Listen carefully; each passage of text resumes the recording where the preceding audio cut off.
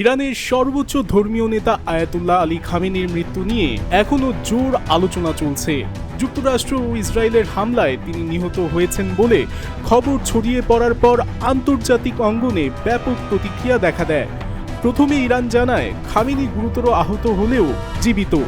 পরে কিছু গণমাধ্যম দাবি করে তিনি শহীদ হয়েছেন। তবে আনুষ্ঠানিকভাবে জানাজা না হওয়ায় ধোঁয়াশা বেড়ে যায়। খামেনির ছেলে মোস্তফা উত্তরসূরি হিসেবে ক্ষমতায় বসেন এবং বাবার হত্যার প্রতিশোধ নেওয়ার অঙ্গীকার করেন।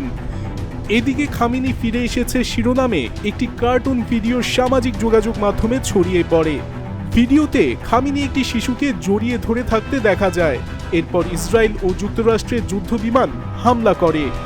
ধ্বংসস্তূপ থেকে মোস্তফা তার বাবার আংটি তুলে হাতে পড়েন। পরবর্তী দৃশ্যে ইরান থেকে অসংখ্য ড্রোন ও ক্ষেপণাস্ত্র যুক্তরাষ্ট্রের দিকে ধেয়ে যেতে দেখা যায় এবং ট্রাম্পকে ভীত অবস্থায় দেখানো হয়। এই ভিডিওর মাধ্যমে ইরানি জনগণের প্রতিরোধ এবং প্রতিশোধের বার্তা তুলে ধরা হয়েছে বলে মনে করছেন বিশ্লেষকরা।